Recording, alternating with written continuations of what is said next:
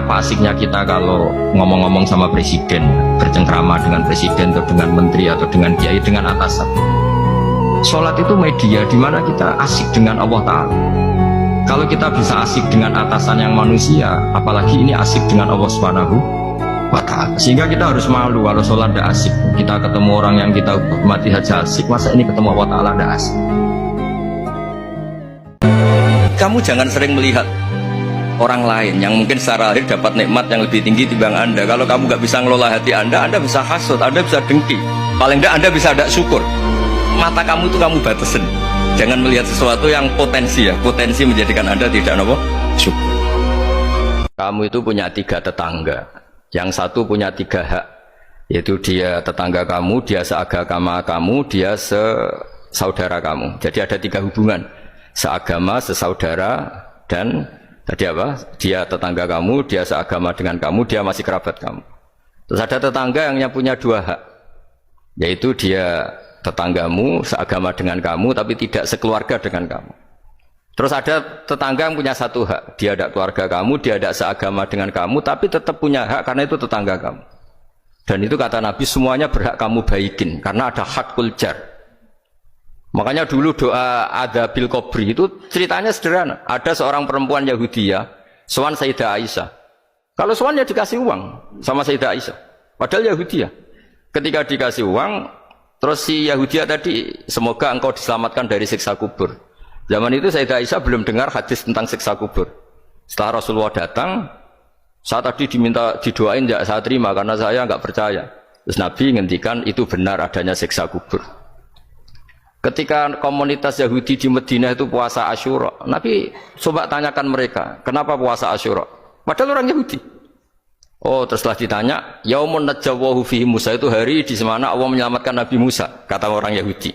Terus kata Rasulullah, nahnu ahaqqu bi Musa, saya juga berhak menghormati Musa. Kemudian Nabi puasa. Suatu saat lagi ada orang Yahudi datang, ya Rasulullah, ya Muhammad, manggilnya ya Abul Qasim karena orang Yahudi. Ya Abul Qasim, nanti nasib langit bumi ini di mana? Manusia yang sudah mati-mati di mana ketika bumi dihancurkan? Mayat-mayat yang sudah di kuburan di mana? Terus orang Yahudi tadi bilang, Inna woha wadu as-samawati ala dzih wal arodina ala dzih. Soalnya Allah itu bisa saja mengelola langit bumi yang sudah hancur gini-gini. Nabi itu tertawa-tawa. Dalam sebuah riwayat disebut hatta badat nawajidu. Tertawanya Nabi itu lepas sampai giginya kelihatan.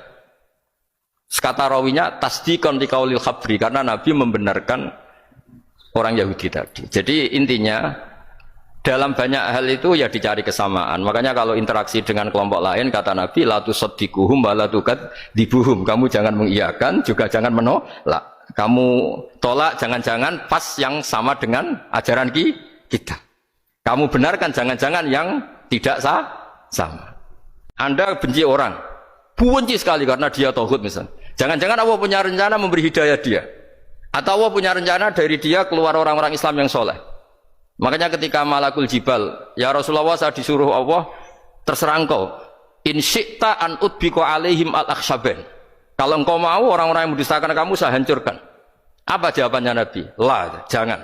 Bal arju ayyukhrijawah min aslabihim ma ya'budullaha wa la yusyriku bihi syai'an. Itu di Bukhari. Enggak, bisa saja sekarang dia kafir, anak turunnya jadi Islam. Dan betul, Abu Jahal punya anak Ikrimah, Abu Lahab punya anak Darroh, Walid itu musuh besarnya Nabi, punya anak Khalid.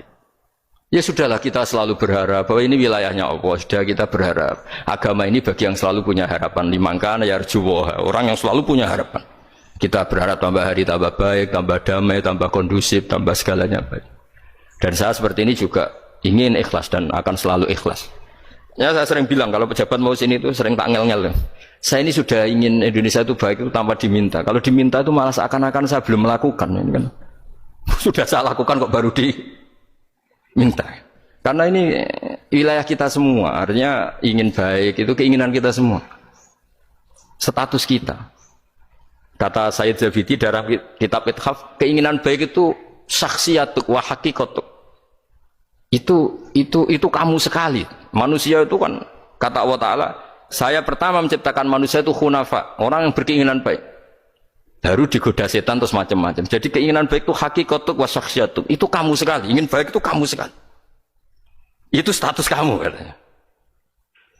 Makanya orang preman kayak apa, mabuk kayak apa, ada orang kecelakaan, pikiran pertama itu nolong, itu yang normal. Soal ada kasus, pikiran pertama ngambil HP-nya tuh 00, sekian persen. Jadi pikiran pertama mesti nolong itu, karena itu syakhsiatuk wa hakikatuk. Nggih, ngoten mugi-mugi barokah sedanten. Assalamualaikum warahmatullahi wabarakatuh. Quran itu misalnya klaim-klaiman kitab suci, Quran itu fair. Itu nih bi kitab min qabli hada au atharatin min ilm. Kalau kamu tidak percaya Quran, tidak percaya Taurat, nggak apa-apa. Kamu bikin buku tandingan, tapi yang sekualitas Quran. Dan itu Quran tenang saja, silahkan ngarang. Kalau kamu ngarang sendiri tidak bisa, sama teman-temannya. Qul fa'tu bi suratim. Kalau kurang orang banyak, buat usyuhada aku mengajak konco. Waktu tonan, ada kompetisi. Siapa yang bisa ngarang nandingi Quran? Itu orang Quraisy nyerah semua. Akhirnya ada orang agak sableng gitu, bilang mampu. Namanya Musailamah, nama? Bagi ini macam ini Musailimah, kalau ngaji bolak-balik orang semua macam Musailamah, nama macam Musailimah, gara-gara roh akten nih, jadi rata-rata itu macamnya apa? Musailamah atau Musailimah? Trennya apa? Musailamah. Itu akhirnya ngarang ketika dengar wadzariyati dzarwa fal hamilati wikra fal jariyati Isrofal muqassimati amro, karena dengar itu kan pikirannya sama-sama diakhiri tak. Pokoknya pikirannya gitu. Padahal wadzariyati dzarwa itu, zarrah itu kekuatan yang dahsyat. Disaingi wadzariyati zar'a, fal hasidati hasda. Terus fal khabizati khubza, fal lakimati lukma. Jadi terus sampai yang pesen itu iki apa-apaan. Jadi mau wal zariati zar'a, demi perempuan-perempuan yang menanam padi.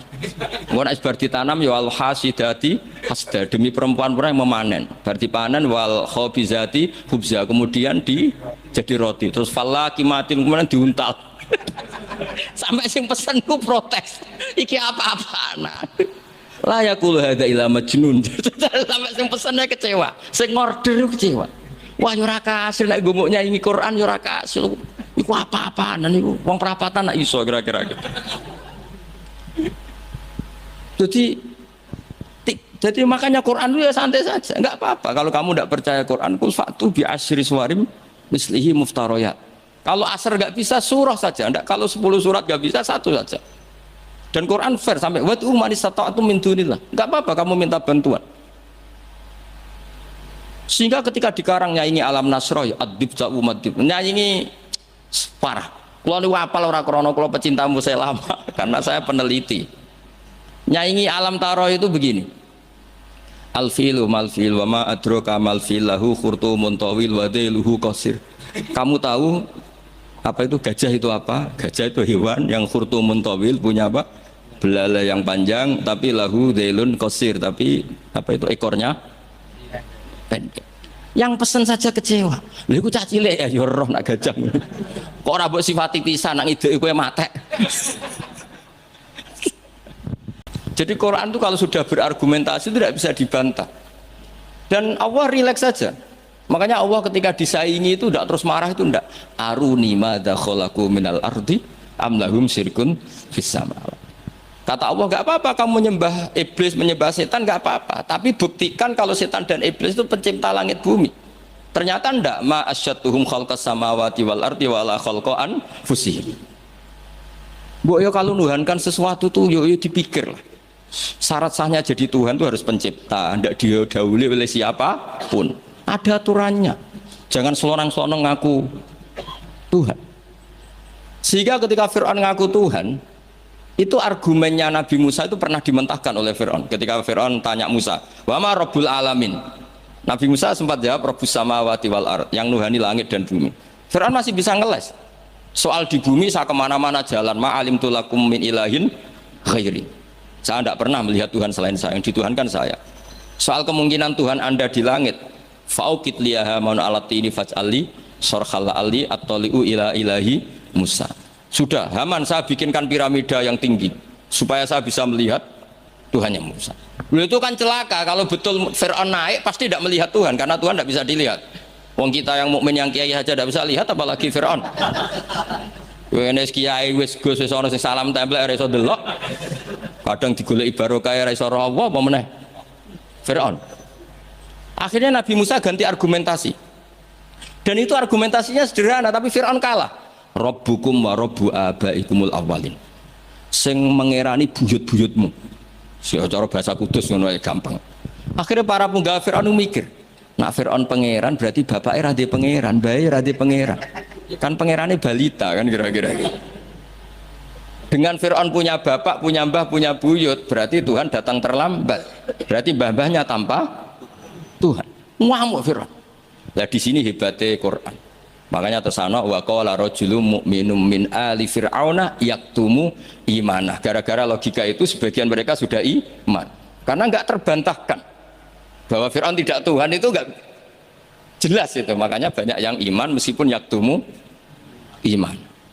Lah yang yaktumu imanahu ini pula orang yang wajah rajulun min aqsal madinati yas'a qala ya Musa innal mala'a ya'tamiruna bikal yaqtuluka fakhrus inilah kaminan nasihin. Dia itu ikut rapat. Besok Musa tangkap dan bunuh. Karena dia mukmin, hakikatnya mukmin tapi pura-pura kafir. Dia tahu hasil rapat, keputusannya bunuh siapa? Musa. Jadi pasukan besoknya mau nangkep, malam itu ini sudah nemui Musa. Tadi malam saya ikut rapat, keputusannya Anda besok ditangkap. Maka sebelum ditangkap kamu lari. Jadi kadang-kadang wong khianat itu ya rada ana gunane, paham nggih? Tapi khianat apik. Ya dalile niku. Tapi ini saya cerita betapa argumentasi Quran itu musuh saja tidak bisa bantah. Surat Tabarak itu kalah mbek kul huwallahu ahad. Jadi ini nikmat terbesar kita. Karena nggak perlu tabarok, saiki porsi ini diturunkan jadi apa? Kulhu. Makanya banyak tarawih main apa? Kulhu. Itu bukan cari cepet, itu dalile musalsal ila Rasulillah sallallahu alaihi wasallam. Jadi ada sahabat itu kalau ngimami main kulhu. Di Indonesia masih mendingan kulhunya rakaat kedua ya.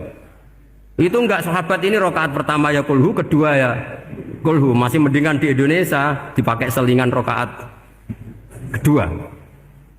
Singkat cerita sahabat yang makmum ini lama-lama mangkel, matur ya Rasulullah, ini orang yang kau pasrai jadi imam itu sering main kulhu. Akhirnya Nabi memanggil, ya Fulan, kenapa kamu suka baca kulhu? Li'annaha sifatur rahman, karena dalam surat kulhu itu semuanya menerangkan sifatnya Allah Ta'ala. Maka saya suka itu. Nabi saat itu juga dapat wahyu, ya Muhammad, kasih tahu orang itu, inni uhibbu, saya suka dia karena dia suka kulhu. Nah, itu aja hafalkan itu. Jadi itu riwayat yang lebih menggembirakan itu. Jadi tidak usah tabarak, cukup apa? Kulhu. Dan itu lebih mutawatir. Makanya kalau legenda dunia kiai itu kan ini ada cucunya Sayyidina Ali. Tuh, siapa yang bisa khatam Quran sekian menit? Yang menang Sayyidina Ali ya, karena baca kulhu sampai 3 kali. Yang dianggap takdilul Quran, sudah sama dengan baca Quran. Jadi ini ijazah terakhir, ini jadi porsinya tambah turun. Saya itu suka. Saya itu punya banyak penggemar lah di Jogja, di Jakarta. Memang agama ini harus mudah. Saya itu kalau baca kulhu itu sampai nangis. Nangis saya bukan karena faham atau haru, itu enggak. Sebaik itu Allah. Masa gara-gara hafal kulhu, main kulhu dicintainya? Ya karena memang Allah benar-benar zat yang baik. Makanya saya punya teman itu kurang ajarnya Masya Allah. Kalau tes ditanya rukun Islam berapa, nawakidul wudhu berapa, muftitatus sholat berapa, semuanya dijawab la ilaha illallah. Terakhir ditulis kafir Pak, sama nanya nyalahno iki. Nyalahno la ilaha illallah kafir apa ndak? Gurunya bingung kan akhir. Di ek iku la ilaha illallah kok di ek. Akhirnya bocah diceluk, "Cung maksudem piye? Mun sampean wani ngeek Pak, kafir Pak." Akhirnya sunggahno ribet-ribet. Pertanyaan apa tuh? Ma mubtilatus sholat la ilaha illallah. Nah gitu wudu ya. Tapi jangan tiru loh. Lah gurune kok ngeek kawani kafir. Siapa yang berani ngeek la ilaha illallah? Yo namanya sing buweli. Angin belinge itu disurati wong tuane. Kalau nu mondok sarang era kuno, jadi ijek lugu wong. Surati wong tuane, kowe gak susah, wong tuamu disurati. Tenang ya Gus, bapakku buta huruf. Jadi Gus disurati, gak ngefek wong bapaknya buta huruf. Dawuhe para ulama, Quran dikumpulkan di surat Fatihah. Surat Fatihah dikumpulkan di bismillah. Bismillah dikumpulkan di titiknya ba. Nah titik ba ini disebut bi kana makana wa bi yakunu mayakun. Karena lewat titik bi ini karena saya yang ada menjadi ada dan karena saya yang mau ada akan menjadi ada. Makanya semuanya itu kembali ke satu titik, nuqtatul wujud. Kayak apa ulama dulu? Jadi mau bismillah itu gak main-main kan. Bismillah itu eling bae. Ba ini nuqtatul wujud, bahwa kita benar-benar bertauhid. Mbok kayak apa buletnya gambar, mbok kayak apa ruwetnya, tetap dimulai dari satu titik. Mbok kayak apa jumlah angka-angka itu, dimulai angka satu. Nah, sampean saya harapkan nanti kalau ketemu Allah itu Allah bangga dengan sampean kon mulang tauhid ning malaikat. Orang yang TPQ kon mulang malaikat. Itu cita-cita terbesar saya, kepengen mulang malaikat. Mulang sampean wis bosen yakin wis aku pengen keren mulang. Ya, maksudnya aja malaikat kok Jibril, Mikail itu malaikat elit. Sing awam-awam ya sing mboten. Mboten kalau malaikat ini papan atas niku mun alim banget. Saya kenapa ngomong demikian? Saya ini punya tafsir namanya tafsir Al-Qurtubi. Itu Imam Qurtubi termasuk tak anggap mufassir hebat. Beliau ketika ngendikan wa idz qala rabbuka lil malaikati, saat terus walhasil malaikat itu terus protes ataj'alu fiha may yufsidu fiha wa yasfikud dima. Itu kan ada pertanyaan di tafsir itu. Bagaimana mungkin malaikat itu protes kepada Allah padahal malaikat itu terkenal loyal sama Allah, nggak pernah intervensi, nggak pernah gugat. Kenapa ini kok ada cerita malaikat kok gugat atas alu? Jari Imam Qurtubi, hum awamul malaikah, itu awamnya malaikat, bukan yang kayak Jibril, Mikail. Itu malaikat-malaikat yang nggak ada namanya, awam. Jadi jangan bayangkan yang protes itu kayak malaikat Jibril. Jadi harus dibedakan. Nah, saya ya tentu kalau ngajar malaikat ya milih yang ini, yang nggak jelas namanya ini sudah. Kalau Jibril ya nggak mungkin diulang, dong sing nggawa wahyu. Apa alam Quran itu sepiro? Aku sing nggawa Quran ribet kan malah. Lah nek Israil mbok ulang tersinggung dipletet lah sebentas malah ribet. Mikael mbok ulang tersinggung kira di donasi bagian duit dan bagian rezeki. Ribet. Kowe nak randi duit sak penat-penate urip terus merasa nggak punya kenikmatan, datang saja ke kuburan dan yakinlah semua yang sedang mati keinginannya hanya satu, ingin kembali di dunia dan memperbaiki amal-amalnya. Berarti dunia adalah segala-galanya bagi orang yang sudah mati. Ya, orang yang sudah mati itu cita-citanya satu, la'alli arji, semoga kita kembali ke dunia. Untuk apa? Untuk membenahi semua kesalahan yang pernah dilakukan zaman ini dunia. Terus kamu ingat fa'ana fid dunya, ya Allah alhamdulillah sekarang masih saya di dunia. Artinya saya punya satu kesempatan yang diinginkan semua orang yang sudah mati di seluruh dunia. Lalu malah wali anu surip malah kepengen mati saking kakean kasus ini. Kamu bilang mencintai istri sama ibu ya bilang mencintai, saya temen yang kamu cocok ya mencintai. Lalu makna mencintai itu gimana coba? Mencintai ibu ada maknanya sendiri, mencintai istri ada maknanya sendiri. Terus mencintai simpanan ini yang repot. Itu maknanya juga sendiri lagi. Mencintai teman sendiri lagi. Mencintai uang maknanya ya semuanya dengan kata mencintai. Misalnya orang mukmin disebut walladzina amanu asyaddu hubbalillah. Orang mukmin itu sangat mencintai Allah. Kalau mencintai Allah itu dengan mencintai manusia itu beda. Aturannya juga beda. Kata para ulama, kalau Allah itu suka kalau dimintai. Tapi kalau kamu mencintai seseorang, kamu sering minta, wah itu istaqabbalallahu minna. Jadi Allah itu suka apa? Allahu yaghdabu in tarakta su'alahu wa banu adama yaghdab. Jadi Allahu yaghdabu in tarakta su'alahu. Allah justru tersinggung kalau orang yang mencintai dia kemudian tidak sering-sering minta. Tapi kalau Bani Adam semakin sering dimintain malah nafsu ya, malah tersinggung, malah capek. Jadi sama-sama kalimatnya juga mencintai. Gunanya apa kowe salat wong ijek fasik? Jawab orang tadi, saya tetap ingin ada alasan saya berdamai dengan Allah. Jadi aku nak pas maksiat itu kan hubungan saya dengan Allah kurang baik. Maka saya tetap akan menjaga 1-2 perilaku saya yang saya menjaga perdamaian dengan Allah. Istilahnya dalam bahasa Arab ada sulhi maudian, saya tetap punya sisi musolahah berdamai dengan Allah. Sehingga suatu saat mungkin Allah sang pas ridho, sholatnya dia makbulah, kemudian dia jadi wali. Makanya kita ini nggak pernah tahu Allah ridho pas kita apa, juga nggak pernah tahu Allah benci pas kita apa.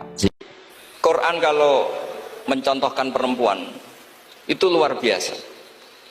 Ada lagi contoh Asia.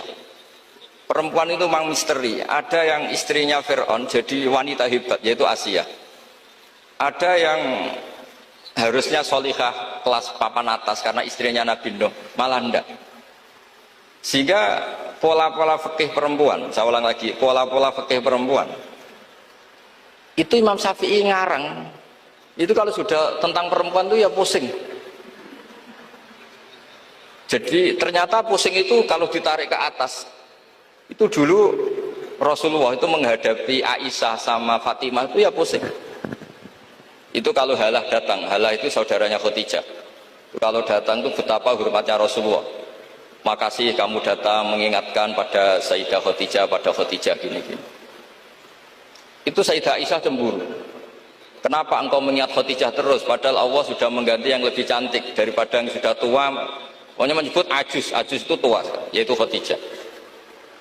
Gantian Sayyidah Fatimah yang tersinggung karena ibunya disebut ajus, tua.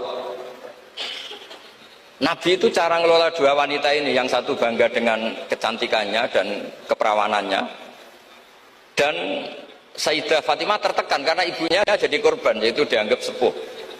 Itu Nabi cara menyelesaikan itu unik, bilang gini, Fatimah, kamu bilang ke Aisyah, sehebat-hebatnya kamu itu perawan dapat duda, sementara ibuku janda dapat joko.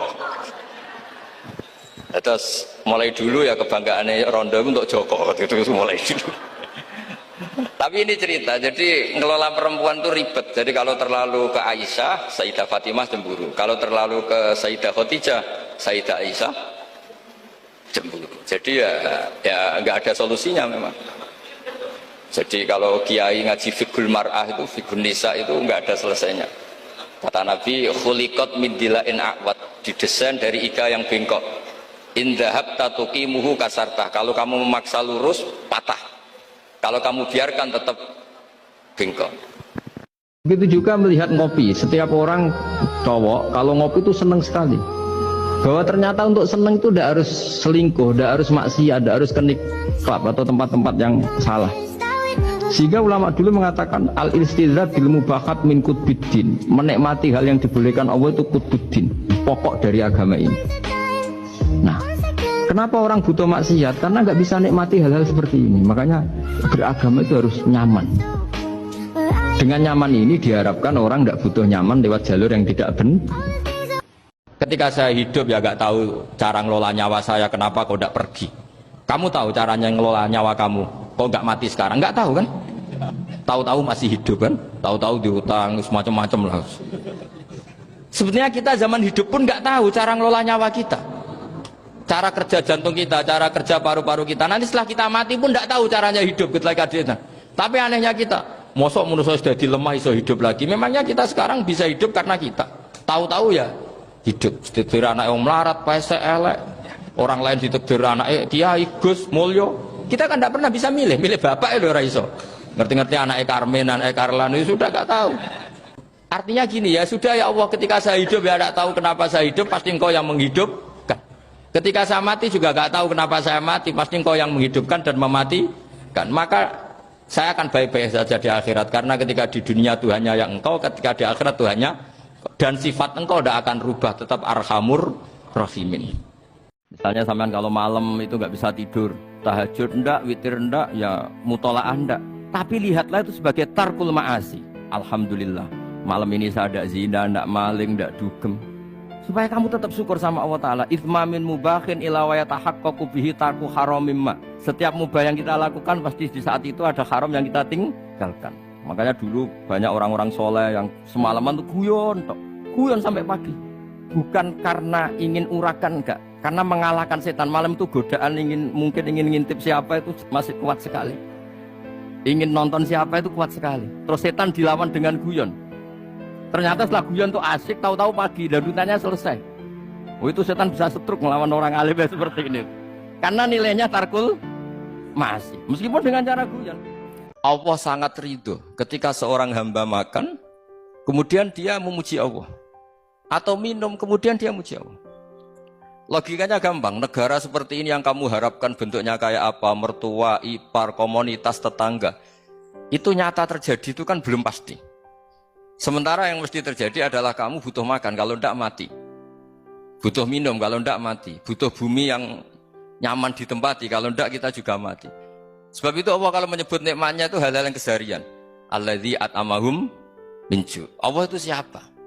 Allah itu yang menciptakan kamu bisa makan. Tidak berlebihan. Allah itu yang menciptakan kondisi sosial itu ideal. Zaman Nabi itu ya ada orang munafik. Orang-orang pilihan Allah itu juga diuji orang sekelilingnya yang macam-macam. Semua diuji sesuai konteks zaman dan waktu. Nah, tapi ada ibadah-ibadah yang selalu disarankan Nabi. Sampai Nabi itu pernah ditanya, ayul Islam ya khairun ya Rasulullah, Islam terbaik itu gimana? Jawabannya Nabi itu unik. It'amu to'am. Islam terbaik itu ya makan-makan, santai-santai. Ketika Allah menyebut beberapa kebaikan, falak tahamal aqobah, wa ma adrokan apa? Mal aqobah. Terusannya apa? Fakku rokobah. Terusannya apa? Au it'amun fiyaumin di masubaya. Atau acara makan-makan itu juga Islam. Kenapa? Ya bayangkan kalau tidak ada makanan, kita mati kan? Kondisi sosial tidak ideal tuh Anda masih gak apa-apa. Tapi kalau Anda tidak makan, Anda tidak minum, kamu punya istri cerewet masih bisa hidup, punya mertua cerewet masih bisa hidup. Tapi kalau tidak makan bisa mati. Berarti penting mana istri sama makan? Penting mana? Makan. Semoga istri Anda dengar, nanti kamu disuruh makan tapi pulang deh. Itu kalau dibahasakan makan masih memahami. Penting mana nasi satu piring dengan istri. Nggak ada nasi mati, nggak ada istri belum mati. Penting mana? Gak berani jawab kan? Nah, ternyata Anda ada garang kan di depan istri. Kenapa kamu nyembah saya? Karena saya ingin masuk surga ya Allah. Yang satu ditanya, kenapa kamu nyembah saya? Karena saya takut neraka ya Allah. Berarti kalau saya ada bikin surga, ada bikin neraka, kamu tidak nyembah saya. Ya udah gitu tempat nyembah jenengan. Tapi kadung keliwat alasannya itu. Makanya saya itu tidak pernah bilang ke anak saya gini, kamu harus syukur karena bapak dapat pekerjaan. Tidak pernah saya. Kamu harus syukur bapak punya uang, tidak pernah. Nanti syukurnya nunggu bapak punya uang. Kalau nggak punya uang nggak bapak, ribet. Maka ini yang bupati, yang pejabat tidak usah syukuran bapak naik pangkat, bapak direktur BUMN. Nanti kalau enggak sudah pensiun, sudah syukurnya hilang. Nah, karena ini kan ngaji sama kiai ya, saya ajarkan khas kiai. Saya sampai sekarang ya tidak nikmati kebesaran nama saya atau apa, karena tadi memang harus dilatih. Kalau kita bisa mengatakan putih itu ikhlas, tanpa tekanan, tanpa imbalan. Kenapa pas mengatakan Allah Tuhan harus minta surga? Padahal Allah itu tetap Tuhan meskipun tidak menciptakan surga dan neraka. Di otak kita andaikan direkam Allah. Coba hati kita andaikan direkam Allah. Ingin kaya, ingin punya gunung, ingin punya alpat, ingin punya ini itu. Coba kalau itu nanti disetel di akhirat. Tapi kalau kamu ingin ngapalkan Quran kan setidaknya pas disetel udah keren. Ingin hafal Quran meskipun tidak hafal-hafal gitu. Ingin hafal itu. Tapi meskipun nanti kalau malaikatnya drengki ditambahin meskipun. Tapi insya Allah malaikat tidak ada yang drengki. Tapi andaikan kita nanti tidak punya cita-cita ngaji, itu rekaman kita itu ingin mapan, ingin kaya, ingin menguasai dunia. Betapa malunya kita kalau rekaman itu kita dengar di depan Allah. Allah itu sudah ada sekarang. Mulai dulu sampai sekarang Allah sudah ada. Kalau Allah sudah ada berarti Allah sekarang ya bisa berstatus ridho ke kamu atau berstatus benci ke kamu. Kenapa takutnya nanti? Wong Allahnya sekarang kok takutnya nanti? Ya sekarang juga kamu harus amal tuh nakdan tuh cash.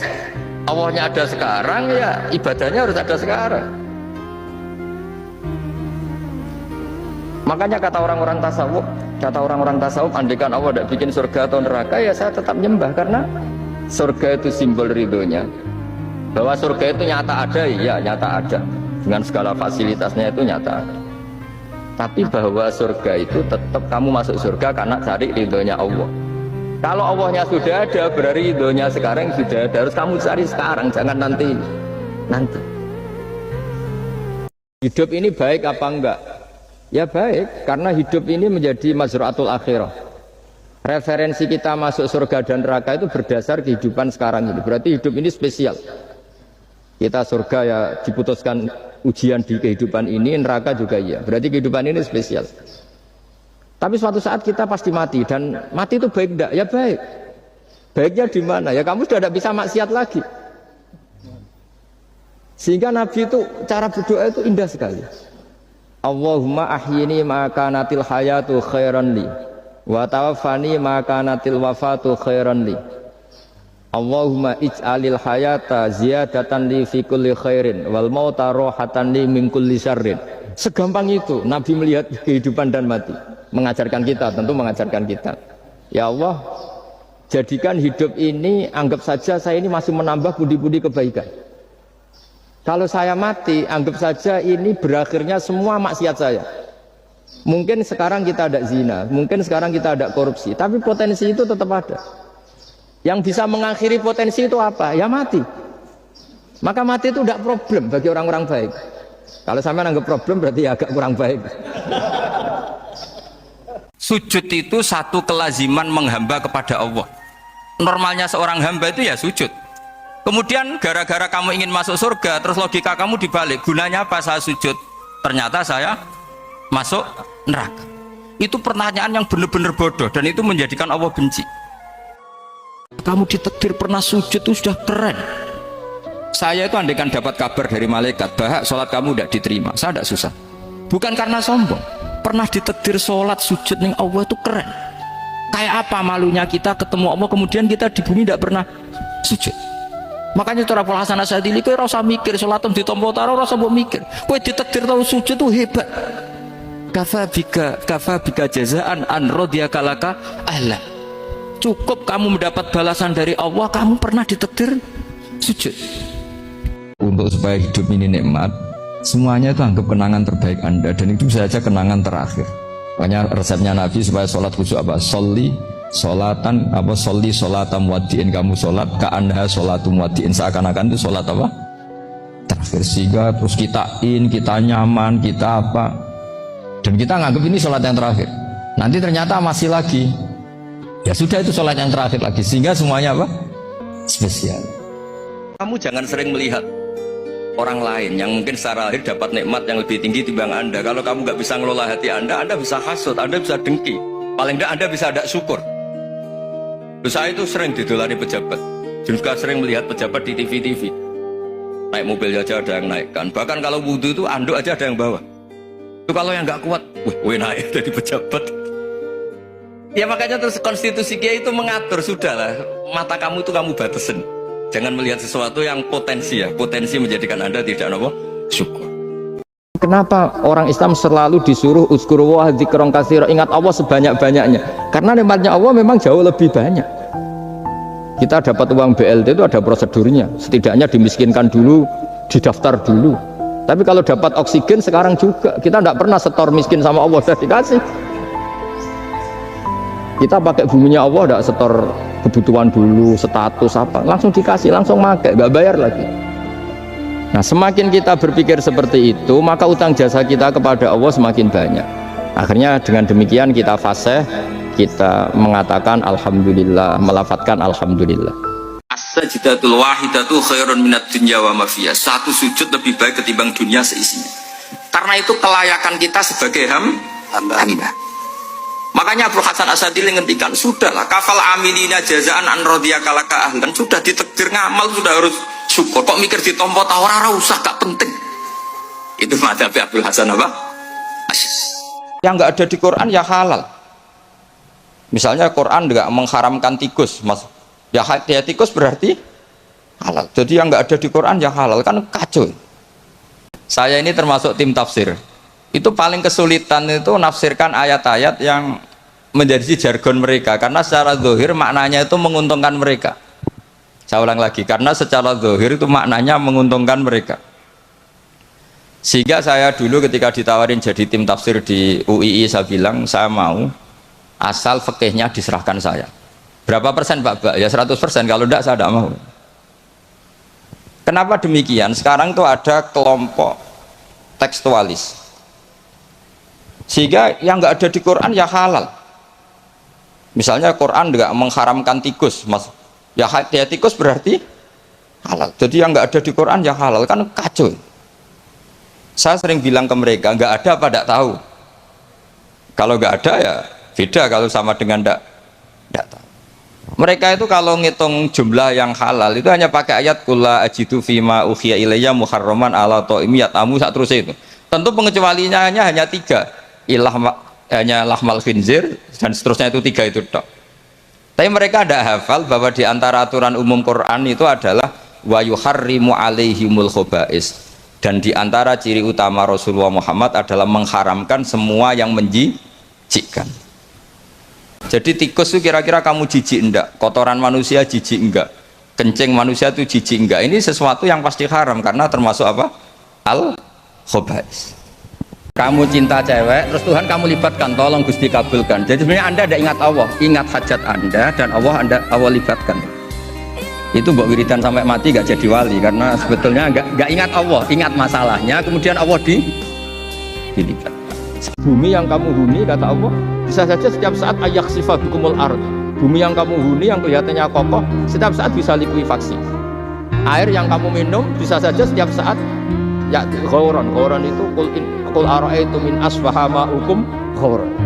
Dengan melihat seperti itu, bumi yang kita huni ternyata enggak posisi aman, setiap saat Allah bisa membuat likuifaksi. Nah, dengan cara seperti itu kita akan tahu betapa ketergantungan kita kepada Allah Subhanahu wa ta'ala, sehingga mudah ingat Allah terus menerus. Ya Allah, kenapa engkau ngasih rezeki saya padahal engkau tidak butuh saya? Kalimatnya sederhana. Kalau seorang majikan ngasih servis sama karyawannya, memang butuh pekerjaannya. Orang tua ke anak butuh kasih sayangnya. Tapi engkau ini zat yang tidak butuh saya, tidak butuh kita, ngapain ngasih? Jadi punya sisi betapa Allah itu luar biasa. Wong tidak butuh kok ngasih, itu kan luar biasa. Jadi karena mensifati seperti itu, Allah itu ridho. Itu luar biasa. Kalau mencintai Allah itu dengan mencintai manusia itu beda. Aturannya juga beda.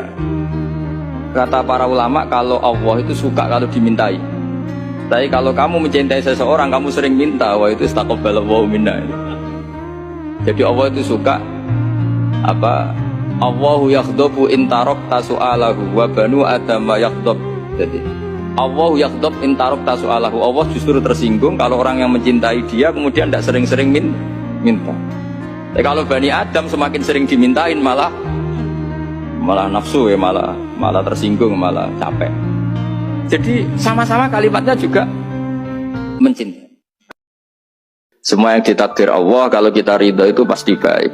Itu seperti misalnya kita punya anak 5, yang satu sukses jadi profesor doktor atau jadi orang alim, yang satu sekolah aja gak naik, misalnya sudah gak naik, ngentekno dunia itu nghabiskan harta itu kan. Tapi barokahnya itu mungkin kita mau jadi sombong gak jadi gitu, karena punya anak yang gak sukses. Mungkin barokahnya punya anak gak sukses itu meredam keangkuhan kita, terus kita menjadi orang yang sopan dengan tetangga, dengan orang lain karena dipaksa punya hal-hal yang seperti itu. Kata Nabi, jika ada orang kok sholat qobliyah, ba'diyah semuanya di masjid, sama Nabi ditegur, la taj'alu buyutakum kuburan, rumah kamu jangan jadikan kuburan, harus dapat jatah apa? Sholat. Kata ulama, kalau ada orang sering sholat di satu titik, itu ditegur, kamu harus ganti titik yang lain supaya saksi bahwa kamu di bumi sholat itu banyak. Kalau kamu ingin Allah tidak dipisoi, Islam tidak disakiti, kamu jangan menyakiti agama lain. Itu bagian dari mencintai Islam. Jangan kira kita hormat sama agama lain karena ikrar, tidak, itu bagian dari mencintai Islam. Di antara kebaikan umatku, kata Nabi itu siyahah fil ard, sering berkelana, tapi tentu untuk mengambil pelajaran. Atta ibunal abidunal hamidunas saihun. Nah, agama mensupport itu. Sehingga kata Nabi, jika ada orang kok sholat qobliyah, ba'diyah semuanya di masjid, sama Nabi ditegur, La taj'alu buyutakum kuburan. Rumah kamu jangan jadikan kuburan, harus dapat jatah apa? Sholat. Kata ulama kalau ada orang sering sholat di satu titik itu ditegur.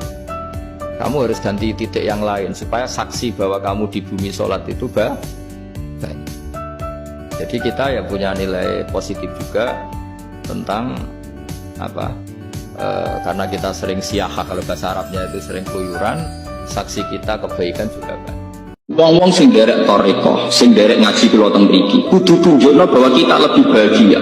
Haram ke melok toriko nek ijek kesak-kesik, ijek mesumbat-sambat ra di duit. Kula dadi kiai mergo ra entuk gaji tetap kok susah, ku haram. Elek-elek kiai. Kenapa saya mengatakan demikian? Begini masalahnya. Orang di kafe cari hiburan itu biar seneng. Orang main gitar di jalan-jalan biar asik. Kebenaran akan kalah saat pelaku kebenaran tidak pernah asik. Sementara pelaku kebatilan enjoy-enjoy saja. Akan menjadi trauma sosial itu. Nanti orang-orang seneng kebatilan, loh aku di kafe enjoy, gue melok toriko untuk opo. Harusnya kamu bisa jawab, aku yang untuk asik. Sebab itu orang-orang toriko, orang-orang soleh itu dididik ala bizikrillah ya tatmainnul qulub. Kalau hati mereka bisa tenang pakai gitar, pakai hiburan, kenapa hati kita tidak tenang saat ingat Allah Subhanahu wa ta'ala? Kalau dari awal kita menstatuskan diri kita biadillah, inna sholati wa nusuki wa mahyaya wa mamati. Tapi kamu salah status, mengatakan kehidupan adalah momen untuk mencari kesejahteraan, kehidupan adalah momen untuk cari karir. Kamu mensifati kehidupan secara salah, jika kamu terjebak nyari karir, nyari kaya. Coba kalau kamu pakai mazhabnya sufi, kehidupan adalah pemberian dari Allah untuk kembali kepada Allah. Kematian ya seperti itu. Akhirnya ya santai saja. Inna sholati wa nusuki wa mahyaya wa mamati lillahi rabbil alamin. Allah itu mengkritik satu komunitas kaum yang zaman di dunia menghabiskan semua kenikmatan. Maka kita tidak perlu syukuran besar-besaran. Jangan-jangan jatah kita di akhirat kita habiskan di dunia. Habtum thayyibatikum fi hayatikumut anta lam tajid min nafsika kullama turid fa kaifa turidu min ghairika kullama turid. Kamu yang punya keinginan saja tidak bisa memenuhi apa yang kamu inginkan. Kenapa keinginan itu kamu timpakan ke orang lain untuk memenuhi kamu? Wong kamu yang punya keinginan saja tidak bisa mewujudkan. Kenapa keinginan Anda kamu timpakan, bebankan orang lain untuk memenuhi keinginan Anda? Misalnya kamu, Gus saya ini goblok, tolong pinterkan. Wong kamu yang ini saja tidak bisa, kok menyuruh saya? Ya Allah, saya ingin kenal engkau, karena kenal engkau ini abadi. Fi hayati wa ba'da mamati. Tapi kenal manusia itu tidak abadi. Akhirnya wiridane Allah, Allah, Allah, Allah. Nikmat. Dan kok soal lalineh ya lali wong jenenge manusia. Tapi aja suwe-suwe laline bariku eling neh, bariku lali neh. Tapi apapun itu baru kayak ngaji kita ngerti pentingnya kenal Allah Subhanahu wa ta'ala. Kalau kita kenal manusia sausai mati tidak bisa nolong kamu. Tapi nak kayak kenal Allah, inna sholati wa nusuki wa mahyaya wa mamati lillahi rabbil alamin. Sampeyan lunga wisata mbek ngaji sering ndi? Sering wisata kan? Nah iya berarti mentalem itu wisata. Cuma gayanya kadang-kadang apa? Ngaji. Ayo sama nak wisata ning ndi? Bali kan? Biayane luwih akeh. Ngaji mau ning narukan biayane mau piro? Anjen ke lanang tenan, biaya wisata ning Bali 5 juta. Biaya ngajilah tetap 5 juta. Gelem.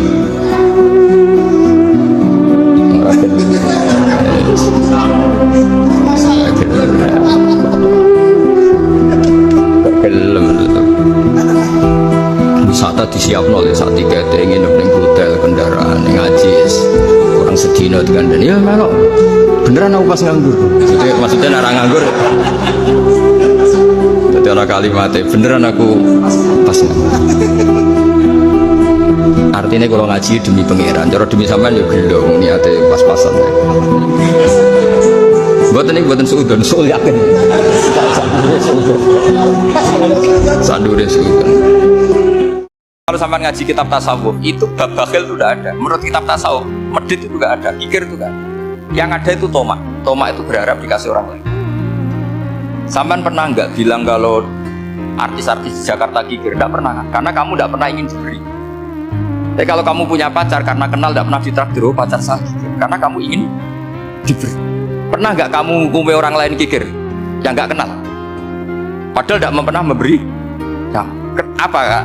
Karena kamu tidak pernah Coba sekarang kamu saya tanya, ini latihan cerdas. Definisi kikir itu apa tuh? Gak pernah memberi kamu kan? Artis-artis Jakarta, tokoh-tokoh nasional pernah gak memberi kamu? Enggak kan? Tapi tidak pernah kamu vonis kikir karena kamu tidak pernah Tapi pacar kamu kok amin ditraktir terus, atau istri kamu atau mertua kamu kok udah ngasih warisan, kamu bilang kikir gak? Sebabnya kikir betul apa karena kamu tomak berharap? Tomak. Maka di kitab tasawuf itu gak ada bab kikir, yang ada bab tomak. Karena asal usul menvonis orang kikir itu karena tamak. Maka jangan banyak kenal orang, nanti banyak hukum kamu. Jadi tasawuf itu sisi unik dari khazanah Islam. Makanya di tasawuf itu gak ada kritik terhadap kikir. Ya tentu kikir itu buruk, pasti ya kikir itu buruk. Tapi gak perlu dikritik. Jangan-jangan yang salah kamu. Mau kenal Pak On di PPAI terus ingin jadi sekretarisnya, ingin kenal Pak Jokowi ingin jadi menterinya, nanti kenal rektor ingin jadi pegawai. Ketika gak diturutin bilang Pak Rektor kikir. Tapi orang lain ya Kak pernah berharap, mungkin gak menvonis Pak Rektor atau Pak On ini kikir, enggak kan? Berarti vonis kikir itu status orang itu apa gak kesampaian niat kamu? Memang agak jelimet ilmu tasawuf itu, tapi itu unik, itu bagian dari khazanah apa? Sombong juga gitu, di tasawuf itu gak ada bab sombong. Karena orang hukumi orang lain sombong itu karena kamu itu dihormati. Ada orang gak kenal, terus lewat saja gak tanya kamu bilang sombong enggak kan? Tapi kalau kenal, oh sombong betul, kenal gak tanya kan? Allah mengkritik atau menyalahkan orang yang kalau sholat itu tidak nasyat, tidak gumregah, tidak semangat. Mergo seperti itu adalah fi'lul munafikin, perilakunya orang munafik. Terus ditulis wa idza qamu ila sholati qamu kesalahan. Artinya di situ Allah mengkritik orang munafik. Kenapa? Karena kalau sholat males-malesan. Anda ingin bersifat kayak orang munafik apa bersifat kayak Rasulullah? Tentu ingin seperti Rasulullah. Kalau ingin seperti Rasulullah ya wasari'u ila maghfiratim mir rabbikum. Kalau ada kebaikan harus cepat-cepat, harus disegerakan. Hanya Engkau yang maha besar ya Allah. Orang yang katanya terkuat di dunia karena presiden superpower misalnya, nyatanya waya mati ya mati, kalau nggak makan lemes. Jadi orang kita sadar, yang katanya orang terkuat, paling hebat, kalau nggak makan lemes. Artinya ternyata hanya sekuat itu. Dia bisa instruksi seluruh dunia misalnya untuk apa ya. Tapi coba apa dia kuat nggak makan 2 hari. Makanya hikmah puasa itu orang tahu. Ternyata makhluk yang paling mulia itu manusia. Kalau nggak makan nasi 1 piring itu ya mati. Kenapa ada puasa? Puasa adalah mengembalikan fitrah orisinal manusia. Yes, mengembalikan fitrah orisinal apa? Manusia. Manusia dengan sistem organ saraf yang miliaran itu sebetulnya bisa pulih tenaganya hanya dengan seteguk air. Disampai nak poso mulai subuh ngantos maghrib. Niku ngombe banyu sak gelas, kalian gedang goreng setunggal. Itu pulihnya sama dengan sing mangan wareg nanti glegek. Paham ya? Asal tidak sama sekali. Pulihnya itu sama. Nak ngoten tiyang sing mangan kurma sitok, kalian sing mangan sego sak piring, cara perang tetep 50-50. Yes, tetep napa? 50-50. Sami kalian tiang poso sing buka mok kurma sitok, ambek sing mangan sak piring. Sampeyan saiki padha-padha kaki pedang kon perang. Niku tetep napa 50-50. Sing diharamno iku wisol kon poso terus. Mergo nak Rabu koblas dredeg-dredeg arek batok, paham ya niki. Semua yang ada diri kita itu adalah alat ibadah. Bede mripat, wong delok wong alim padha karo ibadah sekian tahun. Kok kowe duwe irung ya mbok siji. Mbok dicangkem mbok mangan, baru kowe mangan kowe kuat salat, baru kowe cangkem kowe iso wiridan. Semua ini sarana kita ilah, maka kamu jangan pernah tidak sayang sama diri kamu. Jadi ulama-ulama nafsuka mati yatuka farfuk biha, kamu harus sayang karena semua yang ada di kita adalah alat kendaraan kita menuju ila Allah subhanahu. Normalnya orang sholat itu tidak bisa ngakhiri karena ketemu zat yang kita cintai. Kita kalau ketemu orang yang kita hormati, yang kita cintai itu nggak bisa ngakhiri. Misalnya mungkin anak muda contohnya ketemu pacar nggak bisa ngakhiri. Kita kangen sama temen jagung nggak bisa ngakhiri karena asik. Nah ini ketemu Allah yang dipuja-puja, dipuji-puji, kemudian cepat ingin ngakhiri. Jadi ini kita agak aneh. Makanya normalnya orang sholat itu tidak bisa ngakhiri, dan itu normal. Anda ditakdir sholat ya, tapi misalnya secara materi apa? Miskin. Yang nggak sholat, kaya, istrinya cantik, nggak cerewet. Itu jangan anggap ini lebih punya nikmat ketimbang Anda, karena hakikat nikmat sejati itu yang ditakdir apa? Sholat. Jadi harus Anda mulai berpikir bahwa apapun nikmatnya orang nggak sholat, nikmatnya orang nggak puasa, itu bukan nikmat sejati. Nikmat sejati ya saat kita dianugerahi Allah bisa apa? Sholat. Saya ada siapa-siapa tanpa pertolongan Allah. Saya kiai pun tidak bisa apa-apa tanpa pertolongan Allah. Saya orang baik pun tidak mesti dijamin baik terus tanpa pertolongan Allah. Sehingga selalu la haula wala quwata illa billah. Saya bisa menghindari maksiat ya karena Allah, bisa melakukan taat juga karena Allah. Nah, orang yang seperti ini itu jenis anak abdun soro fakhri dimna fakri. Saya ini adalah hamba yang menjadi kebanggaanku adalah karena saya selalu fakir, selalu butuh kepada engkau. Nabi Ibrahim itu Khalilur Rahman, tentu bencinya minta ampun sama yang namanya maksiat. Suatu saat beliau diterbangkan di alam malakut. Itu kalau di hikam saya halaman 15 juga. Saya masih ingat betul. Mungkin kalau Anda beda halaman karena beda cetakan. Atau nggak punya kitabnya. Atau punya tapi tidak bisa baca. Nah itu jadi berbagai kemungkinan. Atau punya tidak bisa baca tapi dianggap jimat. Atau digo pencitraan, banyak itu kaji-kaji tidak bisa baca kitab tapi di ruang tamunya kitabnya besar-besar. Pencitraan itu, tapi ya bagus lah, nggak apa-apa untuk syiar. Setelah diterbangkan di alam malakut, diperlihatkan sama Allah, ada orang pezina, ada orang syaribul khomri, ada orang mabuk, ada orang macam-macam. Allah tanya sama Nabi Ibrahim, bagaimana pendapat kamu Ibrahim tentang mereka yang maksiat? Kata Nabi Ibrahim, ya Allah, habisi saja mereka. Mereka hidup di bumi engkau, makan rezeki engkau, kemudian mereka tidak taat sama engkau. Singkat cerita, di fase itu, saya ulang lagi, di fase itu, Allah nurutin. Sampai sekian peristiwa, mungkin 3 atau 4.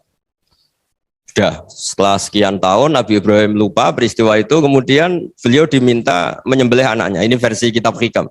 Memang versinya banyak tentang kenapa Nabi Ibrahim disuruh menyembelih anaknya. Ketika mau menyembelih anaknya, Nabi Ibrahim ragu. Wa samratu fuadi, anak saya ini buah hati saya, kenapa engkau suruh menyembelih?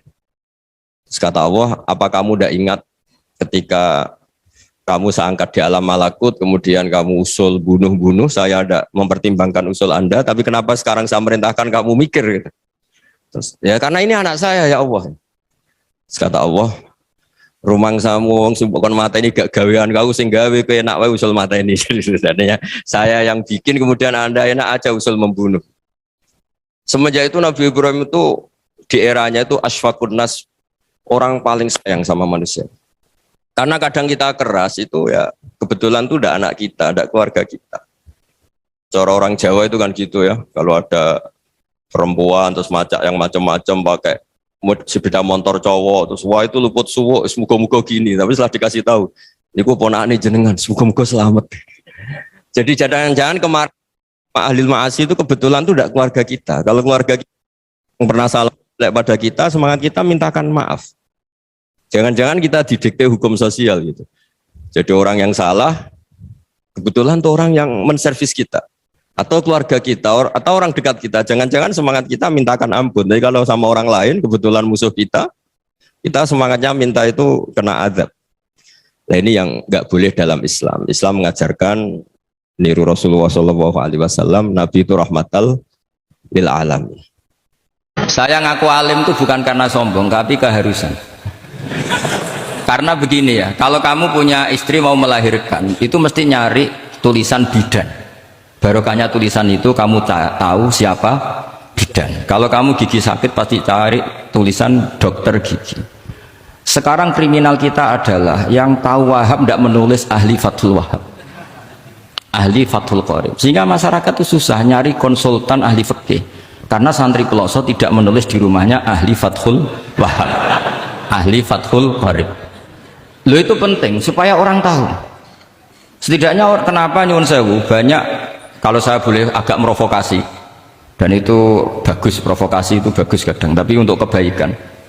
Kenapa orang-orang lain itu menjadi rujukan? Karena mereka memaklumatkan diri, dengar gelar RC, MA, terus ahli fikih. Tapi kita yang ngaji Wahab, khatam, musyawarah khatam, nggak nulis di rumahnya ahli Fathul Wahab. Setidaknya Anda nulis, konsultan kalau ingin mondok ke pelosok. Sehingga orang daerah kamu kalau mau mondok ke pelosok, konsultasi ke kamu. Tapi kita terlalu adab. Padahal awalun nubuwah itu dimulai dari at-tahaddi. At-tahaddi memaklumatkan diri kalau beliau adalah seorang nabi. Jadi kalau kamu boyong harus memaklumatkan diri. Saya tidak bakul bako, saya Ali Fathul Wahab. Lah ini khataman Fathul Wahab cerita bako. Wa itu innalillah wa inna ilaihi raji'un. Ini harus gimana mau? Ya Anda harus tersiksa dengan keterwakilan oleh ini.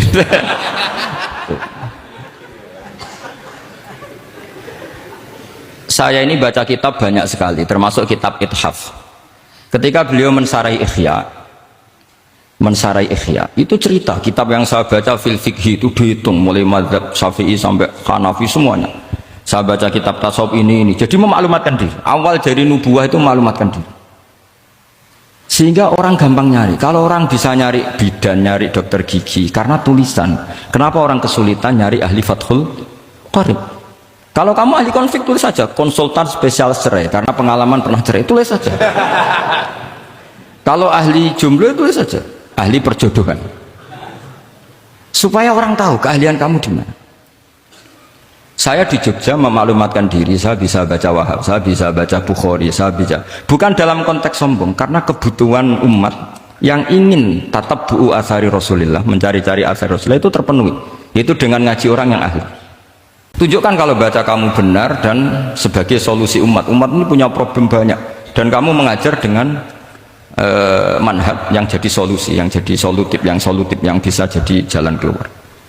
Kata Nabi, perempuan itu didesain atau diciptakan dari mindilain awad, dari iga yang bengkok. Jadi kalau kamu memaksakan langsung lurus pasti patah, dan kalau kamu biarkan tetap bengkok. Dari situ aja sudah kelihatan Nabi itu ingin satu asumsi bahwa jangan paksakan suatu itu langsung lurus, karena desainnya sudah mindilain awad. Anda tidak usah khawatir bahwa apa yang Anda lakukan apapun kecilnya akan ditulis oleh Allah Subhanahu wa ta'ala. Kata Allah, wa naktubu ma qaddamu wa atharahum. Gimana di surat Yasin itu? Inna nahnu nuhyil mauta wa naktubu ma qaddamu wa atharahum. Saya bisa menghidupkan orang mati dan semua amal kalian saya tulis, kata Allah. Wa atharahum, dan jejak-jejak yang pernah kalian lakukan juga ditulis. Paling enggak kita dengan puasa merasa lapar, betapa sakitnya orang-orang miskin yang lapar, terus merasa menghormati makanan karena begitu nikmat. Ketika puasa kita melihat makanan yang kita sepelekan ketika ada Ramadan, ketika Ramadan spesial semua, bahkan air putih pun spesial, sekedar gedang goreng spesial. Dan itu hebatnya Rasulullah ketika muji Ramadan dengan hal-hal yang lumrah, yang wajar. Lisoim farhatani, farhatun inda iftari wa farhatun inda liqa'i rabbih. Jadi Nabi membayangkan manusia itu apapun hebatnya, ternyata kebutuhannya pokok ya makan itu. Hanya ketika buka itu senang sekali, meskipun nggak punya mobil mewah, nggak punya uang banyak, sekedar ketemu makanan itu senang sekali. Nah, di sini kata tadi Pak Quraisy cerita, sekedar menghormati makanan itu ya tahunya setelah itu. Jadi benar-benar lukmah satu makanan sesuap pun sangat berarti. Nah, di sini ada syukur yang luar biasa. Kalau sama nggak cocok ya harus bersaing, jangan geremeng tok. Gus Pak sombong, enggak usah bilang gitu, saingi saja. Makanya saya terkenal alim itu seneng, karena senengnya itu tadi, yang ngidolakan saya ingin ikut, yang hasut kompetisi, jadi seru. Jangan yang hasut nyantet, wah itu gak fair itu. Dan sama harus baca kitab yang dikarang rajanya ulama, supaya kamu tambah pinter. Nanti kalau gak pinter-pinter, nanti sowan saya. Tetap gak pinter, karena itu jatah. Makanya tidak usah sowan ya, nanti gak ngefek juga gitu. Itu Izzuddin bin Abdis Salam. Terus kemudian beliau mengebabkan itu detail sekali, yaitu di Sajaratul Ma'arif dibabkan di bab faslun la yutrakul haqqu li ajlil batil.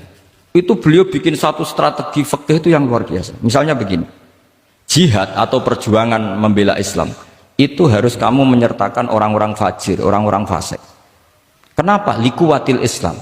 Karena kesalahan orang fajir itu tidak seimbang dengan pentingnya syaukatul Islam atau syaukatul Muslim. Terus saya itu dulu ya iskal itu ya agak protes, tapi ini ulama wali. Sampai saya sholat berkali-kali, ya Allah saya beri kefahaman tak ini. Kalau terpaksa beda, nanti saya mohon ketemu beliau, saya mau protes. Sama nggak usah tahu caranya ketemu wali-wali yang sudah meninggal. Nanti kalau sudah jadi wali tahu sendiri. Jadi tidak usah tanya. Akhirnya saya sholat dan akhirnya faham tanpa ketemu. Karena saya bayangkan ketemu ya lebih sulit. Mendingan minta faham timbang minta ketemu. Logikanya begini. Misalnya nyon sewu kita di Daril Harbi. Bayangkan kita di Daril Harbi atau zaman Indonesia dijajah Belanda. Saya ulang lagi ya, dalam konteks jangan sekarang. Contohnya sekarang nggak perlu perang, zaman dijajah Belanda. Kita misalnya milih pasukan Hizbullah dan Sabilillah selektif, yang sholatnya benar, yang puasanya benar, yang toharohnya benar. Kira-kira dapat pasukan berapa coba? Enggak, jawab saja. Kan hanya dapat pasukan sedikit. Sementara misalnya Belanda bisa pasukan banyak karena tanpa seleksi. Di sini nih hebatnya Rasulullah SAW. Kata beliau, wal jihadu madin mundu ba'athan ya Allah. Ila yaumil kiamah sampai ila ayyuqatila akhiru ummati ad-dajjal la yubtiluhu jawru jairin wala adlu adilin. Sebagian riwayat langsung wal jihadu tetap wajib pun alaikum ma'akul libarin wafa jirin. Nah, penjelasan Nabi kenapa kita harus berjuang mengawal Islam meskipun harus ma'akul libarin wafa jirin. Ya kalau di isim fa'ilnya umumnya guru-guru kita baca barin, tapi untuk masdarnya untuk kebaikan bacanya apa? Birun. Nanti kamu protes, oh barun itu daratan Gus, kalau birun itu kebaikan. Aku itu macaku kamus luwes suwi bocah kok sembrono. Saya ini karena meneliti kiro asap, jadi insya Allah kalau masalah lughot itu saya sudah bukan sawit lagi fatullah, sudah di atasnya itu. Sampai sama tidak usah tersinggung, biasa aja maksudnya. Karena ini kompetisi, kalau sama nggak cocok ya harus bersaing, jangan geremeng tok. Gus Pak sombong tidak usah bilang gitu, saingi saja. Makanya saya terkenal alim itu seneng, karena senengnya itu tadi, yang ngidolakan saya ingin ikut, yang hasut kompetisi, jadi seru. Jangan yang hasut nyantet, wah itu gak fair itu. Itu gak fair, wah itu pasti ngadepi langit gitu. Nanti urusannya sama Allah itu. Gak sama saya, langsung sama Allah. Itu akan menindak apa yang kamu perbuat oleh hati kamu. Bima kasabat qulubukum. Sekarang begini, kamu melihat orang koruptor misalnya punya uang miliaran, terus kamu kagum, wah enak jadi koruptor, uangnya banyak, bisa apa saja kesampaian. Kata itu adalah menjadi maksiatul qalb, hati kamu maksiat. Karena kenikmatan cara Allah ya taat, mestinya iku iri. Wah, wong kok senenge pangeran ngono, seneng sujud, seneng tahajud, wong kok senenge ibadah. Nah, cara pandang Anda yang salah ini nanti juga dihisab karena kamu mensifati sesuatu yang dibenci Allah. Korupsi itu dibenci Allah, kamu sifati enak. Maksiat dibenci Allah, kamu sifati enak. Kalau kamu orang yang baik, nyifati enak ya taat. Jadi disebut walakinna wa habbaba ilaikumul iman wa zayyanahu fi qulubikum. Orang baik itu orang yang cara pandang ya baik. Ya, orang baik itu orang yang cara pandang ya baik. Orang tuh kalau dirasani itu harusnya seneng karena itu app kamu dibuka dan kamu menjadi tahu. Lau akhbaru kamu birun bi anna fi jubbatika akroban au hayatan akun tataskuruhu. Kalau ada orang memberitahu saya bahwa di baju kamu ada kalajengking atau ada ular berbisa, kira-kira saya matur nuwun apa enggak? Harusnya matur nuwun karena itu bahaya sekali kalau ada di tubuh saya. Harusnya ketika orang itu dikritik dengan kesalahan yang nyata, bukan fitnah, kesalahan yang nyata. Kesalahan Anda itu lebih mudirrah fi dunyaka wa akhiratik. Kesalahan Anda itu bahaya sekali di dunia dan akhirat. Sekarang kamu menjadi tahu karena dikasih tahu. Harusnya matur nuwun sama yang ngasih tahu. Kama anna huzati lau akhbaroka mukhbirun fi anna fi jubbatika hayatan aproban akun tataskuru. Pasti kita terima kasih. Kayak apa asiknya kita kalau ngomong-ngomong sama presiden, bercengkrama dengan presiden atau dengan menteri atau dengan kiai, dengan atasan. Sholat itu media di mana kita asik dengan Allah Ta'ala. Kalau kita bisa asik dengan atasan yang manusia, apalagi ini asik dengan Allah Subhanahu wa Ta'ala. Sehingga kita harus malu kalau sholat tidak asik. Kita ketemu orang yang kita hormati saja asik, masa ini ketemu Allah Ta'ala tidak asik. Untuk syukur saja nunggu punya istri riman, rumah baik, tetangga baik, komunitas baik, semuanya baik baru syukur. Lama-lama nanti ada di surga, syukurnya nunggu surga paling kelas A. Itu sudah ada yang menghuni Rasulullah. Kamu nggak boleh di situ. Masa untuk syukur saja repotnya, masya Allah. Semoga dirimu, semoga langkahmu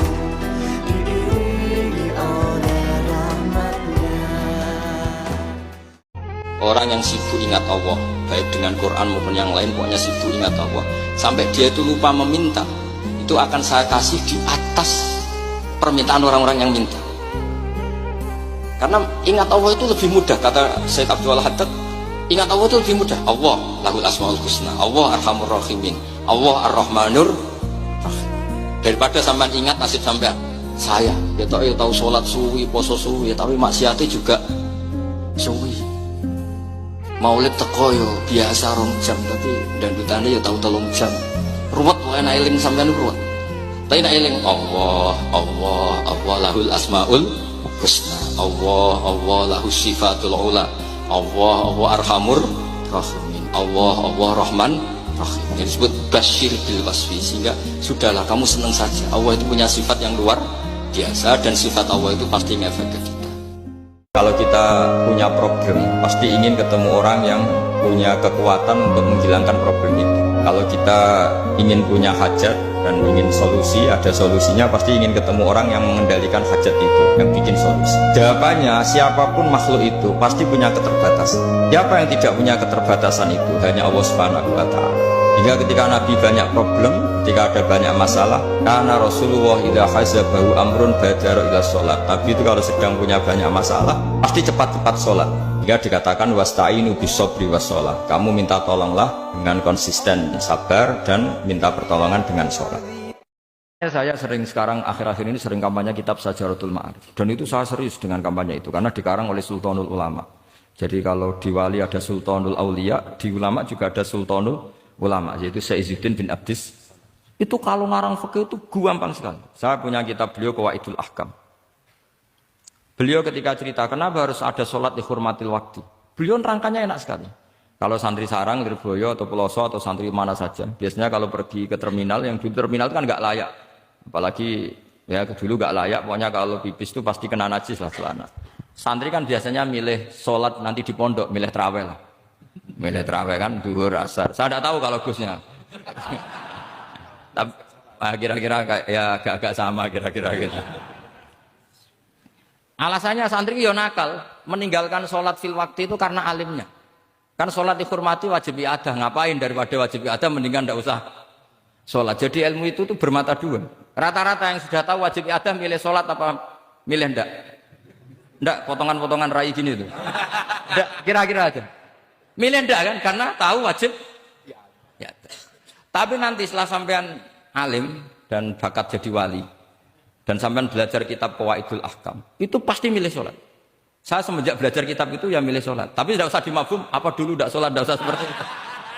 Itu mafhum yang salah. Itu.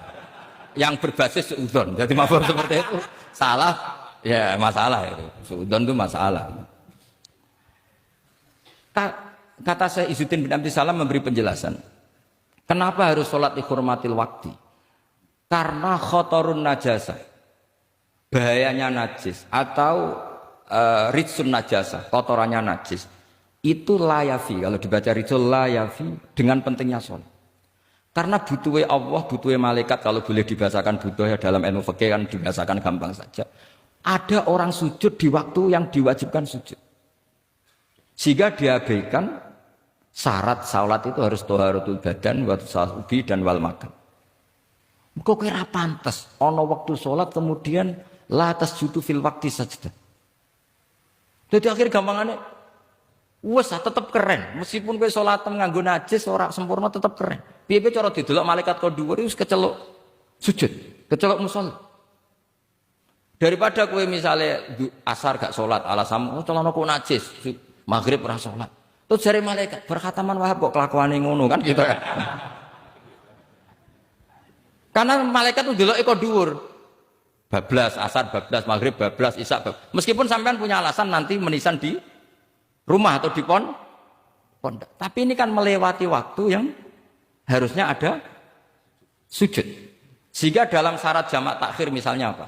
Kamu harus niat akan jamak takhir di waktu sholatil ula. Biar ada bedanya tarku karena sembrono dengan tarku yang karena ingin mentakhir.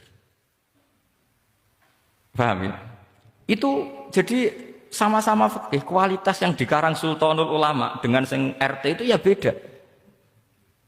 Dan sampean harus baca kitab yang dikarang rajanya ulama. Supaya kamu tambah pinter. Nanti kalau gak pinter-pinter, nanti sowan saya. Tetap gak pinter karena itu jatah. Makanya tidak usah sowan ya, nanti gak ngefek juga gitu.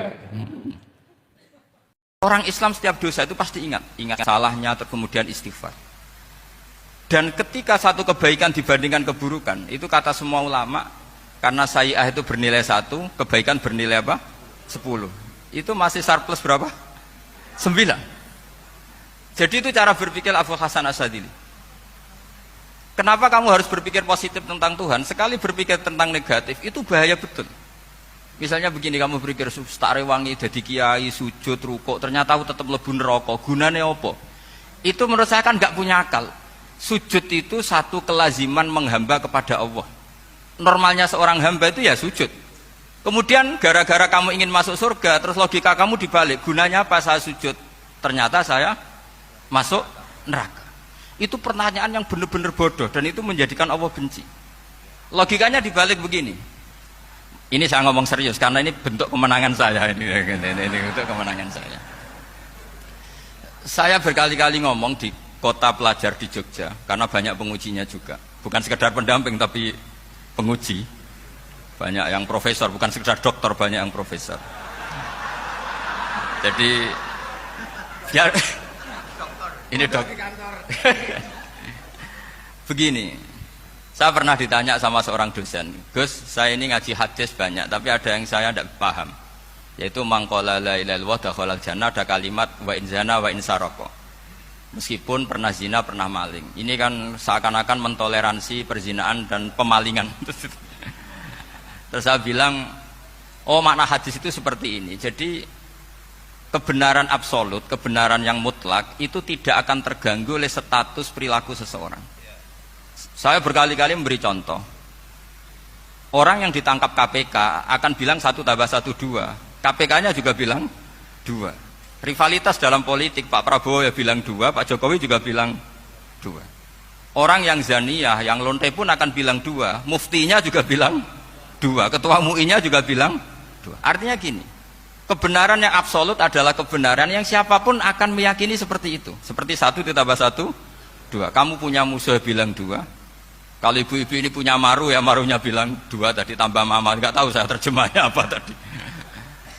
Nah, kebenaran yang absolut itu kebenaran yang siapapun pasti mengakui. Dan uniknya begini, saya kalau saya pernah ngaji acara himmah, acara pondok sarang di Demak. Kalau kamu bilang 1 ditambah 1 menjadi 2, untuk mengatakan 2 itu kamu butuh hadiah enggak? Mereka semua jawab enggak. Kita semua enggak saja mengatakan tembok itu putih. Kenapa? Karena memang putih. Kita mengatakan 1 tambah 1 2 karena memang kita tanpa presentasi dapat hadiah, dapat penghormatan. Kenapa untuk mengatakan Allah itu Tuhan kita butuh surga? Memangnya kalau tidak ada surga Allah tidak jadi Tuhan? Ini problem orang soleh-soleh yang terlalu pesimis. Makanya nanti orang-orang soleh itu masuk surganya berat. Tapi kalau orang alim lebih gampang kira-kira seperti itu. Iya, karena kan imannya lebih bagus. Dalam hadis qudsi Allah ini yang dibuli orang-orang soleh. Laulam akhluk jannatan wala naron alam akun ahlan an uto'ah. Dalam hadis qudsi itu. Kalau saja saya tidak menciptakan surga dan neraka, apa saya tidak jadi Tuhan yang perlu ditaati? Apa kalau kamu tidak saya kasih uang 1 juta terus bilang 1 tambah 1 11? Enggak kan? Tetap bilang berapa? 2. Kalau kebenaran absolut yang 1 tambah 1 kamu bilang 2 meskipun tanpa mendapat hadiah. Kenapa untuk bilang Allah Tuhan kamu butuh hadiah surga? Itu kan serah ikhlas belas. Makanya saya terus mengajarkan ikhlas. Ikhlas itu bisa dilatih dengan akal, dengan pikiran, bil ilmilah. Harus dilatih. Nah di sini ini momen atau makna yang mestinya harus difahami wa inzana, bahwa kalimat ini sah meskipun dilafatkan seorang yang pernah zina. Sama seperti 1 tambah 1 2 sah, diucapkan siapa saja sah. Dan siapapun akan mengucapkan itu secara ikhlas. Ini penting saya utarakan. Sehingga setelah ada firqah-firqah takfiri yang mengatakan orang megang keris itu syirik, ke kuburan syirik, ini syirik. Itu salah besar. Salahnya adalah tadi kalimat-kalimat atau kebenaran-kebenaran absolut ini sudah jadi sibghata wa man ahsanu minallahi sibghah. Kalimat ini begitu absolut di hatinya orang mukmin. Sehingga ketika terganggu oleh hal-hal yang adat istiadat, kayak pegang keris, kayak apa, ini tidak mengganggu. Tetap kualitas iman ini di atas keyakinan adat membawa apa keris. Kalau orang membawa keris menjadi syirik karena percaya sama makhluk. Orang misalnya kejawen kalau nggak bawa keris nggak nyaman. Orang kota itu kalau nggak bawa ATM juga nggak nyaman. Itu tidak dihukumi syirik. Kamu pergi lupa bawa HP nyaman ndak? Ndak, kenapa ndak dihukumi syirik?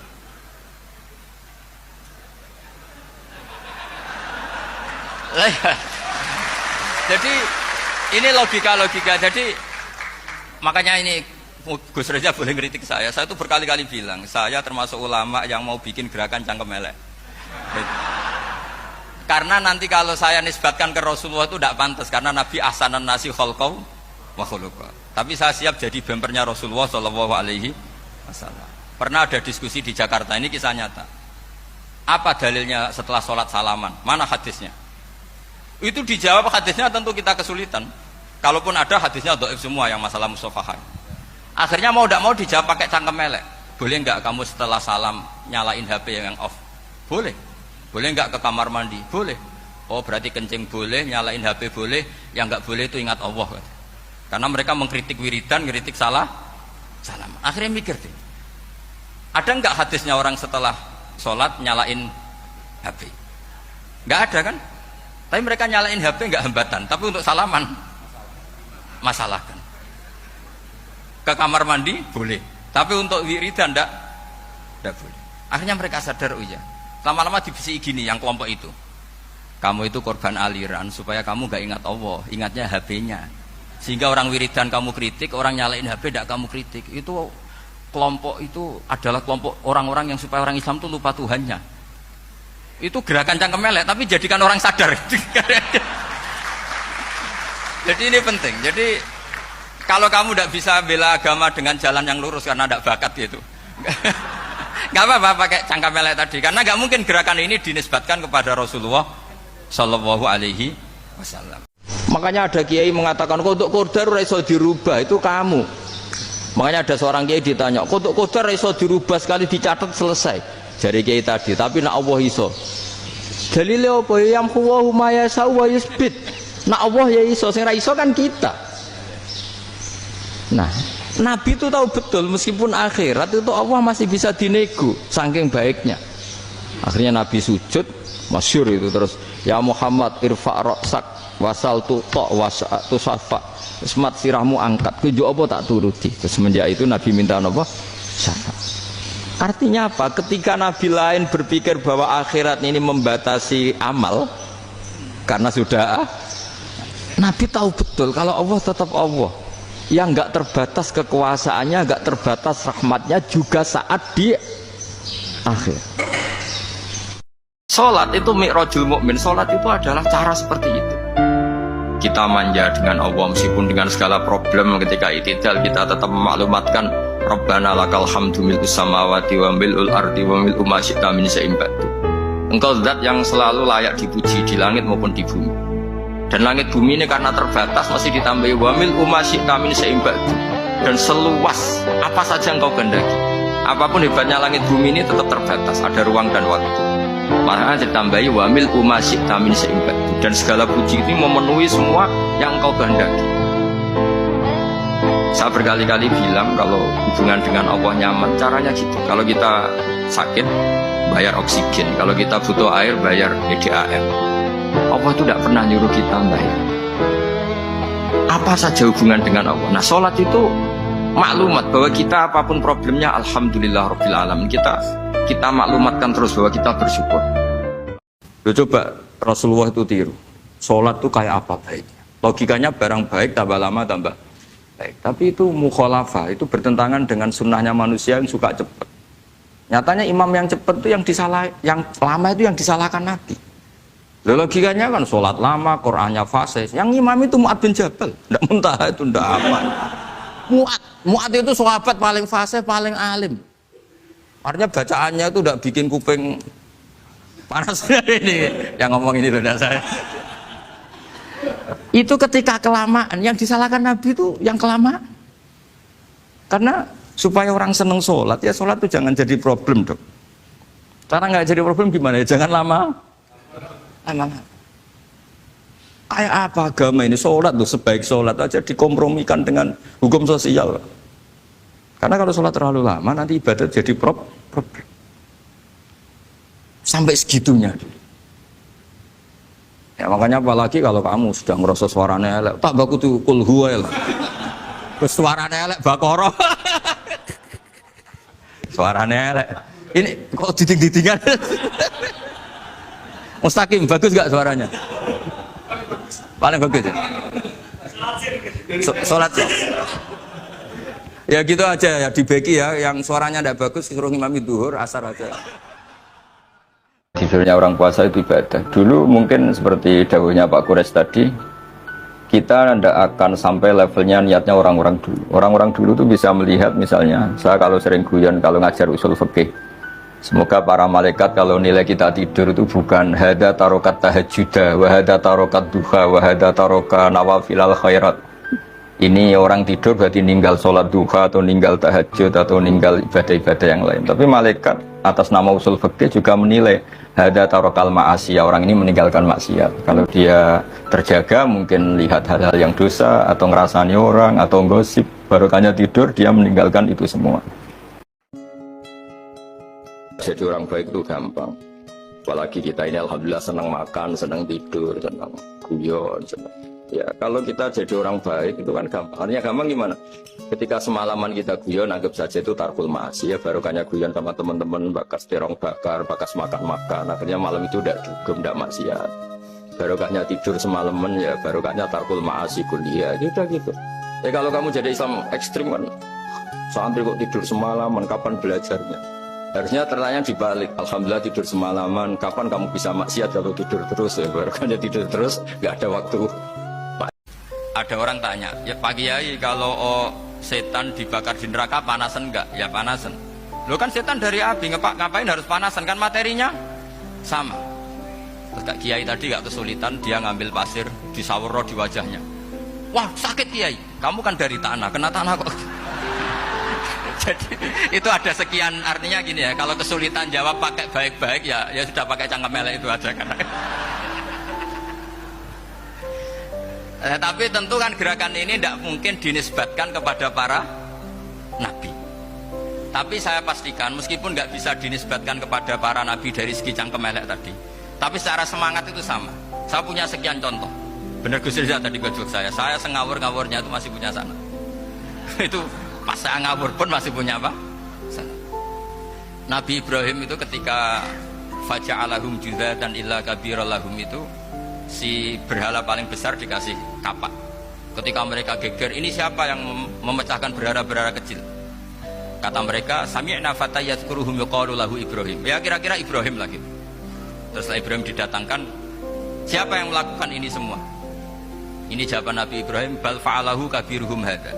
Ya tanya yang bawa pedal, saya kan tidak bawa. Terus kata orang-orang, otak kamu itu di mana? Masa berhala disuruh nanya, kan nggak bisa ngomong. Ibrahim kembalikan, ufil lakum walima ta'buduna min dunillah. Lalu tak kamu di mana? Sudah tahu udah bisa ngomong kok disembah gitu. Itu ada kata ufin. Ufin itu kalau diterjemah kira-kira ya agak-agak jancuk gitu. Kira-kira ya kira-kira seperti itu. Jadi sekarang dalilnya jancuk apa Gus?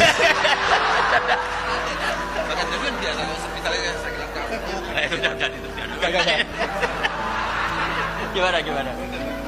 Jancuk itu dari daksu, dak tinggalkanlah suan perkara sing elek. Krono ilati wong Surabaya kakean rawon akhirnya ngomongnya jancuk.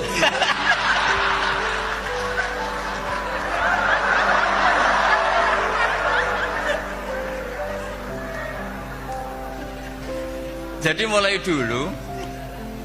dulu melawan kebatilan itu harus pakai logika yang vulgar. Karena memang nggak mungkin dengan bahasa-bahasa priayi itu nggak mungkin. Dan ini penting saya utarakan. Nah kalau nanti nggak mungkin dinisbatkan kepada Rasul karena Nabi adalah ahsanan nasi khalqa wa khuluqa, kita yang ngambil alih saja. Gus Reza, saya, Gus Hasan itu harus tangkem melek kan pantas. Luas. Selain bakat ya sudah natural. Karena memang itu cara kita menjelaskan kebenaran. Saya ulang lagi, itu cara kita menjelaskan apa? Kebenaran. Mau tidak mau. Saya pernah ditanya sama seseorang, Gus, beberapa nabi itu kan poligami. Poligami itu bukti hipersek. Karena yang tanya itu orang nasionalis yang nggak pati senang Islam. Terus tak balik tanya, perempuan itu makhluk lemah enggak? Iya lemah. Kalau nolong lama satu itu gimana? Ya baik. Kenapa nolong dua jadi tidak baik? Harusnya kalau nolong tiga tidak baik. Tapi saya tidak dukung poligami. Ini cerita. Setidaknya mereka jadi ingat. Saya itu pernah ditanya agak-agak orang ateis. Dia benci Islam tapi meneliti Islam. Pertanyaan kedua, kenapa dalam perang itu seakan-akan Nabi itu perampok? Hartanya orang kafir disita kemudian menjadi ghanimah. Itu kan kayak ngerampok. Terus saya tanya gini, kalau ada penjahat ke rumah kamu kemudian pakai senjata api, setelah kamu ringkus, itu senjata api kamu kembalikan apa kamu sita? Oh ya saya sita, kalau tak kembalikan dipakai ngerampok lagi. Ya sama seperti itu, kalau kekuatan mereka dikembalikan akan dipakai kekuatan mereka lagi. Jadi ya lagi-lagi ini kemenangan orang serius. Karena nanti guyanya sudah dintekno sama Gus Safa sama Gus Rizal. Allah itu sangat ridho. Ada orang makan satu asupan kemudian dia muji Allah. Loh, orang tidak punya alpat itu tidak mati, tidak punya tanah ribuan hektar itu tidak mati. Tapi kalau nggak makan sesuap nasi mati. Penting mana? Penting makan. Tapi gara-gara kamu tamak untuk syukur nunggu punya alpat, untuk syukur nunggu punya tanah banyak, Anda ini bodoh. Mau syukur saja syaratnya kok banyak.